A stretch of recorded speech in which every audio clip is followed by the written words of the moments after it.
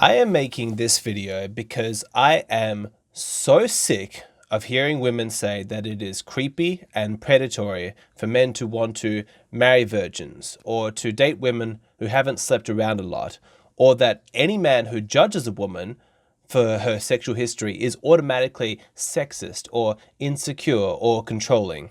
Women who make those claims are themselves being incredibly sexist, but they don't even realize it because they are so female-centric in their worldview. They are so used to everybody adapting to suit them. They're so entitled that they don't even realize how sexist they themselves are being. I wanted to make this video to fully debunk this misandric talking point and to fully explain the reality of this situation. First of all, when a man expresses a preference for the type of woman that he wants to date, he's talking about himself, what he wants. When women get offended at that, their first flaw in their thinking is that they are automatically making it about them. It's not.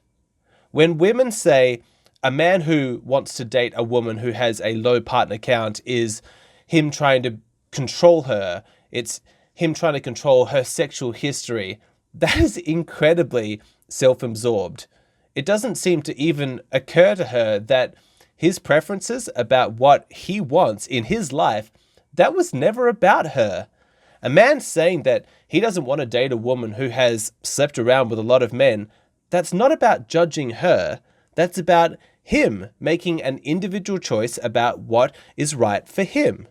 And that should be celebrated. After all, we live in this age of celebration for people's sexual preferences, as that is an essential part of their identity. That's kind of what the gay rights movement is about. We can't control who we love. We can't control who we are attracted to. So some men are attracted to women who haven't slept around with lots of men. That's okay. Some women ask, but what's the real reason though? Why do these men actually only want to date women who haven't slept around in the past? It must be because they're insecure, right? Wrong. They're so wrong. If those men were insecure, then they would accept any type of woman. They would be so desperate that they would take whatever they can get. This is actually the opposite of insecurity. This is confidence. It's having the confidence to have standards about the kind of woman that he feels deserves to be with him. But always, this instant claim from women, that man must be very insecure. I find it incredibly revealing that for a lot of women, the first instinct that they have upon hearing that men have this preference is for them to insult, to belittle, to criticize, to try and shame this man into being the way that she wants him to be. Where's the curiosity? Where's the humility?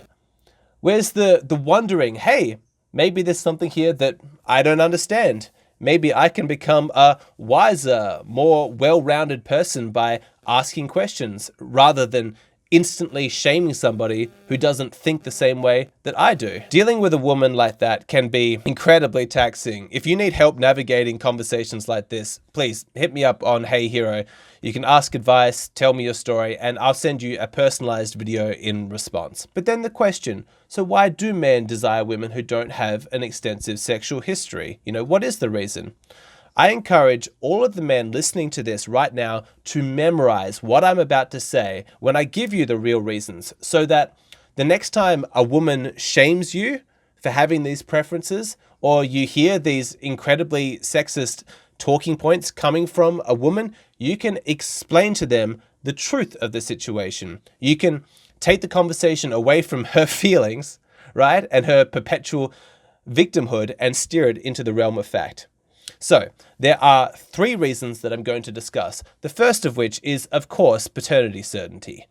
Unlike women who know without any shadow of a doubt that the children that they bear are theirs, men really have no idea. DNA tests are a very recent invention. For 99.99% of human history, men had no way of guaranteeing that the children that their partners gave birth to were actually theirs. Now, from an evolutionary perspective, where the purpose of biological organisms is to pass on your genes by having children, there really is no bigger sucker than the man who spends his time, his energy, and his resources raising another man's child. This would have happened all the time throughout human history. And every single man instinctively, at a biological level, is terrified of this. Evolution has gifted men this fear. These are tools to be used. Suspicion, jealousy, and a desire for women who don't have an extensive sexual history. That helps prevent us from being cuckolded in the future. It helps us ensure that any children that our partner bears are actually ours. Those instincts of suspicion and jealousy, those are put there specifically by evolution in order to safeguard our interests. Men who didn't have those instincts and didn't care about whether or not his partner had slept around with lots of men, they were way more likely to end up being cuckolded. Now, some women listen to this and they think, oh, how pathetic. Why are men so scared about this? What's the big deal about paternity certainty? That infuriates me. That dismissing of male concerns, that failure to understand, is so female-centric, and it is incredibly sexist. Women need to stop thinking that the female way of viewing the world is the only valid one, and that any deviation from that is weakness. Women, please step outside of your bubble and realize that men have their own experience, their own instincts, their own concerns that are completely different to yours, but totally valid. Obviously, women don't care about paternity certainty, but to us men, it's really, really important. And I don't think that it's too much to ask that just because this isn't an issue that affects women personally, that they should have zero compassion for what men's experience is. Because it turns out that men are not emotionless robots. We have our own fears, our own feelings. And guess what? They're just as valid as women's. We are all human. And dismissing these fears simply because women don't have them, that's so sexist. So by dating a woman who hasn't slept around a lot, it calms men's instincts of suspicion, and it makes us feel safer that there's a much greater likelihood that any children born are going to be ours. But if the woman that you're talking to says the tired old line, but we live in the modern age, don't we? It's not like we're cavemen anymore. Please invite her to educate herself about evolutionary biology and evolutionary psychology actually works, because we have the exact same instincts as our ancestors did. The fact that we have Netflix and iPhones now, that doesn't change that. Okay, so the second reason that we don't want to date women who have slept around a lot is because the best indicator of future behavior is past behavior. No man wants to be cheated on. When we settle down with a woman, we want companionship, we want loyalty, pair bonding, and the research and the statistics on this are incredibly consistent. Women who have slept around a lot before getting married are much more likely to cheat and much more likely to seek a divorce. Women can understand this when it doesn't apply to them. Like if you say to a woman who wants to date a man who's not going to, do something like take drugs in the future, and you ask her, well, would you feel safer dating an ex-drug addict who has a history of taking drugs, or a man who has never tried drugs before? Her answer is obvious, right? You see, but of course it is, because this is not complicated stuff. But in this particular arena, women seem to have this bizarre entitlement to be able to sleep around as much as they want, and yet have a totally blank slate and have full trust from men each time they start a new relationship, as though their past actions are totally irrelevant to their present character. That is never going to happen. Men aren't that dumb. Sorry, women. But your past actions are important data that we are going to look at, no matter how much you shame men for it. I'm sorry if I'm getting worked up. I'm passionate about this stuff. I really hate to see good men who have totally reasonable preferences buying into all of this feminist propaganda that's constantly fed to us, making them feel like there's something wrong with them for having a very normal, very natural instinct and aversion, to women who've slept around a lot. And I hate those double standards that women should be able to do whatever they want in the past, sleep around with whoever they want, and they should never have to answer questions about it, never be judged about it. And if they are, that man is sexist and he's patriarchal. That just infuriates me. Anyway, let's talk about the third reason why men are weary of women who have slept around with lots of men, which is that promiscuity can often be indicative of problematic personality traits, right? Because not all self-esteem is created equal. If a woman feels good about herself because she's smart, creative, she's confident, she's feminine, she's kind, that's wonderful. That is a really stable foundation for self-esteem. That's good.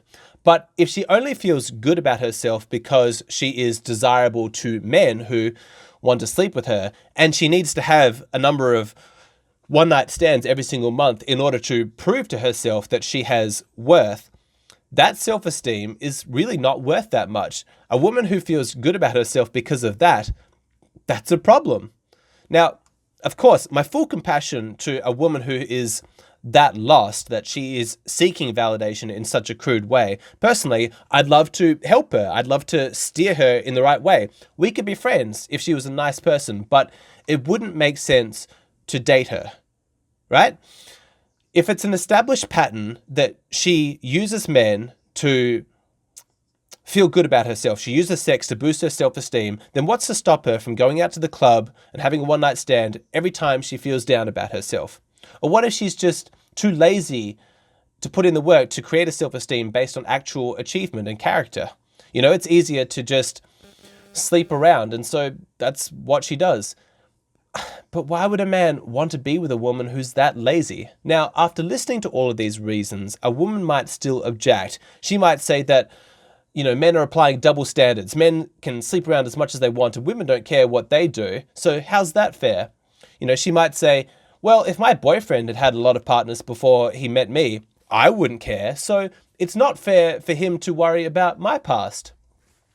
Honestly, the fact that she even thinks like that and that she would ask that question, that proves how entitled she is to the female-centric value system. As though just because she's a woman and she doesn't care, instead of making room for men to have a different experience, she expects men to conform to her values just because she's a woman. That is so sexist. She's simply projecting her feelings onto men and then judging any deviation from how she feels they should feel to be a problem. I mean, if you don't feel about my past the way that I want you to feel, then you're the problem. I demand absolute compliance to my worldview because I am the woman. What I would say to her is that, hey, I understand that you don't understand why men would be concerned about paternity certainty and, dating formerly promiscuous women, but it is so arrogant of you to withhold compassion and understanding from us men simply because it's not an issue that you as a woman personally have to deal with, right? Like, imagine if men stopped walking women to their cars at night using the rationalization, well, I'm not scared to walk the streets alone. Imagine if men dismissed women who complained about somebody groping them by saying, well, I'm a man. I don't care if somebody grabs my butt, To me, it's not a big deal. What if men stopped using condoms, using the logic, well, I never have to deal with being pregnant? Newsflash, men and women are different. We have different issues. Just like you expect men to sympathize with your concerns, even though they're unique to you, we expect the same. And if you feel like men should accommodate you just because you're a woman and that you have no obligation to ever compromise to accommodate men, then I hate to break it to you, but it's you that are the problem.